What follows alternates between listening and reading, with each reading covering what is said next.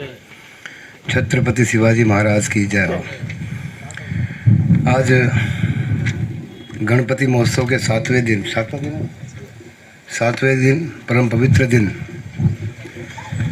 हमारे भक्त श्री धनंजय कुमार औटी ने जो है परम पवित्र तीर्थ का स्थापन किया है, निधिवन गौशाला, जिसका आज यहाँ पे उद्घाटन था। उसके संदर्भ में सभी महानुभाव यहाँ पे उपस्थित हुए हैं। उन सभी का हम हार्दिक स्वागत करते हैं, उनको धन्यवाद करते हैं कि आप सभी इस पुनीत कार्य में शामिल होने के लिए यहाँ पे उपस्थित हुए हैं। आज अपनी विडंबना ऐसी है हिंदू समाज सनातनियों की कि हमने हमारे देवताओं को छोड़ दिया, हमने हमारे शास्त्रों को छोड़ दिया, हमने हमारे साधु संतों के वचनों को छोड़ दिया। नहीं तो ये साहब जो कह रहे थे गाय के दूध से, जर्सी गाय के दूध से ये होता है, जर्सी से यूँ होता है। अगर हमने शास्त्र पढ़े होते तो हमें पहले ही मालूम होता। शिव पुराण में लिखा है कि शिव जी ने स्वयं कहा गया है कि शिव पिंड के ऊपर वर्णशंकर गौ का, वर्णशंकर जानवर का दूध नहीं चढ़ता है। पहले के समय में किसान के घर पे गाय का बच्चा होता था, 10 दिन गाय का दूध साइड में रख के 11वें दिन उस दूध से शिव जी का अभिषेक करते थे और अभिषेक करने के बाद ही उस दूध का मिष्ठान खीर बना के घर में खिलाया जाता था। उस दूध का ही उपयोग किया जाता था। मगर हमने पुरानी छोड़ दी, हमने शास्त्र ही छोड़ दिए, तो हमें दूध का ही अंतर मालूम नहीं कि कौन सा जर्सी का है, कौन सा वर्णशंकर गाय का है और कौन सा दूध अमृत तुल्य है। आज हमने भौतिकता, इतनी भौतिकता को अपने अंदर पनपा लिया है कि आज हमें हमारी देसी गाय जानवर लगती है। तुलसी का पौधा एक शुष्क पौधा लगता है, जगह रोकता है। साधु संत बोझ लगते हैं। देव मंदिर पे जाना समय का दुरुपयोग करना है। ये जो सब है, ये जो शिक्षा पद्धति अपनी घुसी है, उसका परिणाम है। क्योंकि दूसरा विधर्मी अगर कितना भी मॉडर्न बन जाए, तुम लोगों ने नाम सुना होगा आइजैक न्यूटन महान विज्ञानी हो गया, मगर हर रविवार को 4.5 घंटा वो चर्च में बिताता था। उसकी आत्मकथा में उसने लिखा है। ऐसे ही कितने ही मुसलमान बड़े से बड़े पद पे विराजे, मगर वो मस्जिद जाना और अपने उलेमाओं से, अपने फकीरों से मिलना कभी छोड़ता नहीं है। और अपना हिंदू 4 पुस्तक पढ़ के अपने ही देवता को कोसता है, अपनी ही परंपराओं को ढकोसला कहता है, अपने साधु संतों को ही बोझ समझता है और इन गौ माताओं को जानवर कहता है। जिसमें हमारे शास्त्र ने कहा गया है कि तुलसी वृक्ष न जानिए, गाय न जानिए ढोर, यानी जानवर। तुलसी वृक्ष न जानिए, गाय न जानिए ढोर, संत को मनुष्य न जानिए, ये तीनों हर की छोर। गौ माता, तुलसी देवी, साधु संत, ये भगवान का एक छोर है।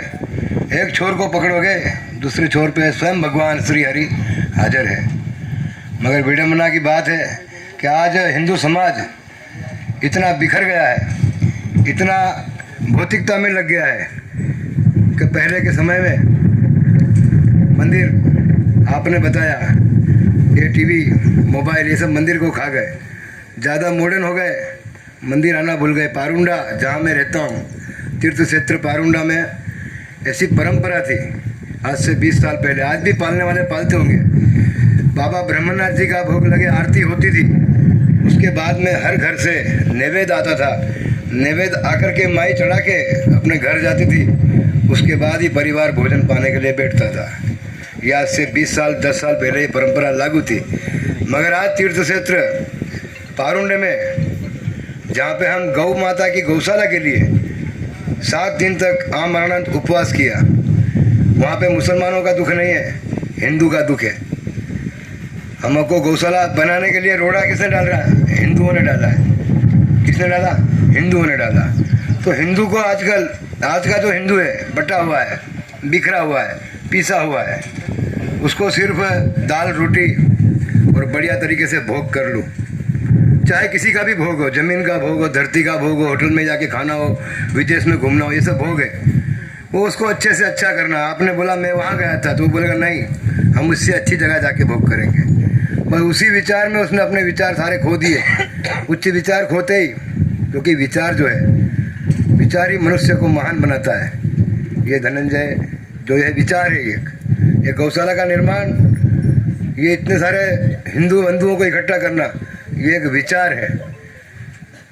विचार ही इंसान को मानव, महामानव या दानव, विचार ही बनाता है। अगर ऊंचा विचार होगा तो कर्म जरूर ही ऊंचा होगा, मगर ऊंचे विचारों के लिए आहार शुद्धि जरूरी है। आज आहार भी किसी का शुद्ध नहीं है। कोई अपने भगवान को नैवेद्य चढ़ाता नहीं है, कोई नाम भी नहीं लेता भगवान का भोजन करते समय। तो भगवान का भोजन, वो भोजन प्रसादमय होकर के उसके अंतःकरण को शुद्ध करेगा। मगर इस मर्म को कोई जानता नहीं। क्यों? क्योंकि आज किसी को धर्म की पड़ी नहीं, कोई संत के पास जाता नहीं, न कोई मंदिर में जाके बैठता है, न कोई अपने बुजुर्गों से बात करता है। हर किसी को क्रांतिकारी चाहिए तो पड़ोस के घर में से होना चाहिए। मुसलमान के घर जाओगे तो उसका हर बच्चा जिहाद के लिए तैयार है। मुसलमान का 2 साल के लेकर 20 साल तक का बच्चा जिहाद के लिए तैयार है। और हिंदू समाज के वहाँ जाओगे तो तुम पूछोगे क्रांतिकारी, तो बोले नहीं, हमारे यहाँ नहीं, पास में पैदा होना चाहिए, पड़ोसी के घर होना चाहिए, हमारे यहाँ नहीं होना चाहिए। ये जितने बैठे हैं, इनमें से आधे से ऊपर भी अपने बालकों को क्रांति का मार्ग पे ला के राजी नहीं होंगे। क्यों? क्योंकि वो विडम्बना को देख रहे हैं। क्या देख रहे हैं? विडम्बना, कि करना है हमको अच्छा, और कोई समझ के राजी नहीं है। धनंजय जितने कितने युवा ने धरती खा गई। इसकी तो उम्र थोड़ी ज़्यादा है, इससे भी तरुण युवान हमारे राजस्थान के देश में गौ बचाते हुए, धर्म बचाते हुए वीर गति को प्राप्त हो गए। और ये धरती, ये वीरों की धरती है। वीर भोग्या वसुंधरा, धरती का भोग, धरती का आनंद वही लेता है जो वीर होता है। आज हम कायर बन जाएंगे तो हम अपने ही देश में से वंचित होने के कगार पे पहुंचने वाले हैं थोड़े दिन में। सबको लगता है नहीं, हमारी बहुत एकड़ ज़मीन है, हमारा बहुत सारा है, हमारा बहुत सारा है। कुछ नहीं रहेगा। तुम्हारे पैर रखने की जगह भी तुमको मांगना पड़ेगी, तुमको फूकने की लगी जगह भी तुमको नगर पालिका से परमिशन लेना पड़ती है कि इंसान हमारी लाश है, फूकना है, फूके कि नहीं फूके। आज अपन इतने गुलाम अपने ही देश में बन रहे हैं। क्यों बन रहे हैं? क्योंकि अपने ज्ञान को हमने खुद ने कुंठित कर दिया। जो हमारा शस्त्र था, वो हमारा शस्त्र ज्ञान ही था। वो ज्ञान ही आज कुंठित हो गया तो युवा पीढ़ी भटक गई, युवा पीढ़ी भटक गई, माता बहनें भटक गई, यानी बस सारी जगह वर्ण संकरता उत्पन्न हो गई।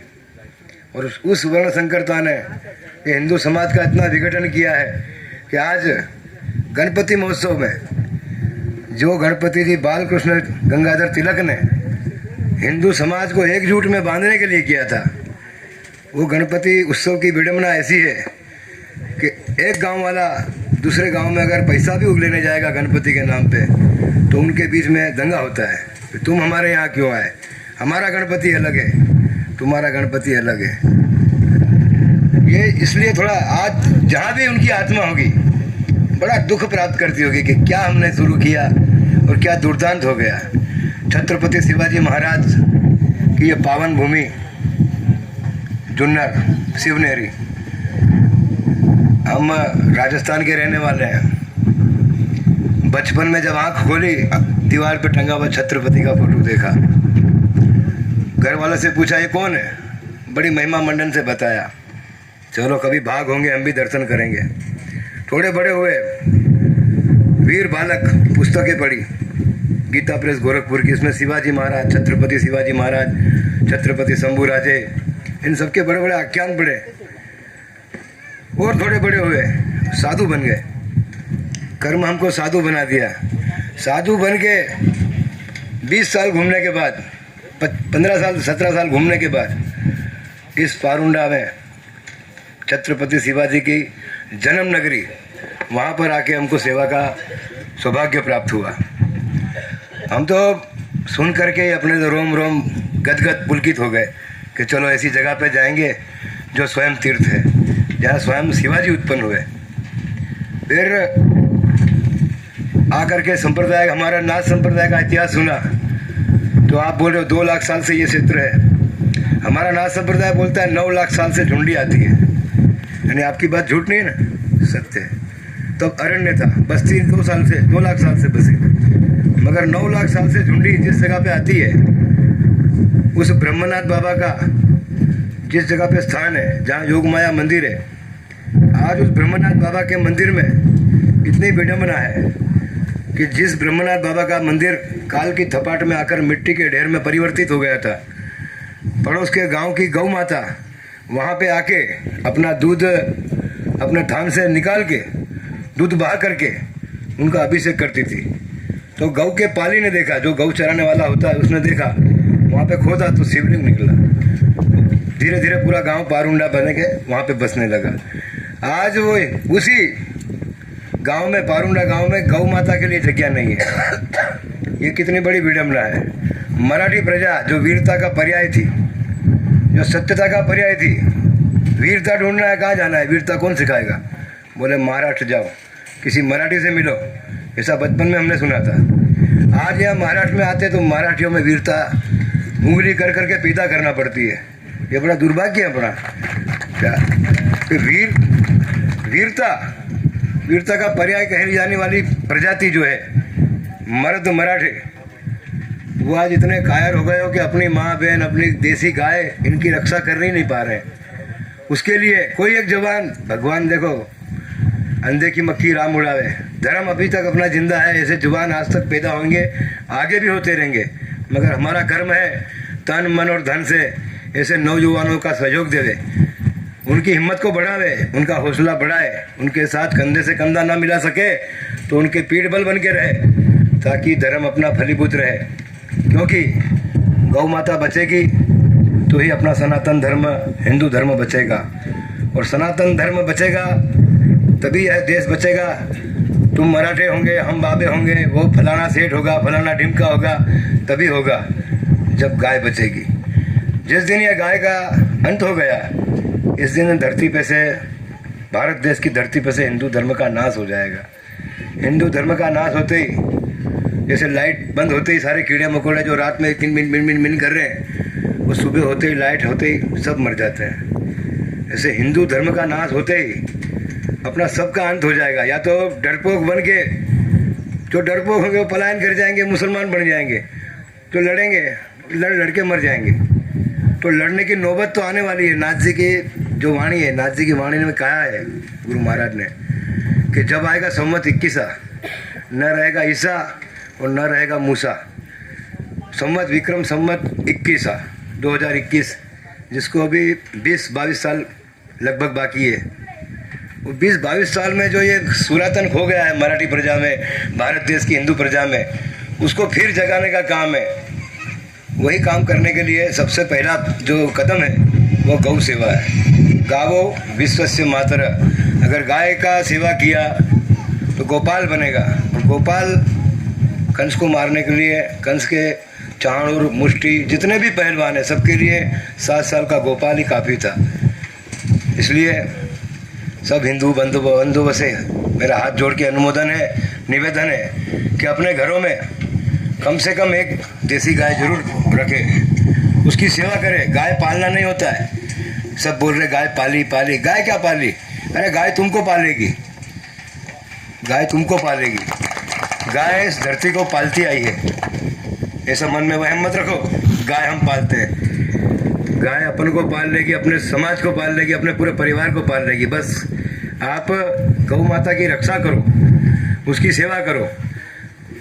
इतने स्वार्थी मत बनो कि जब दूध न देवे तो गाय को कसाई को दे दिया, बैल बूढ़ा हो गया कसाई को दे दिया। गौ माता का जो आंतरनाद है उसको सुनो।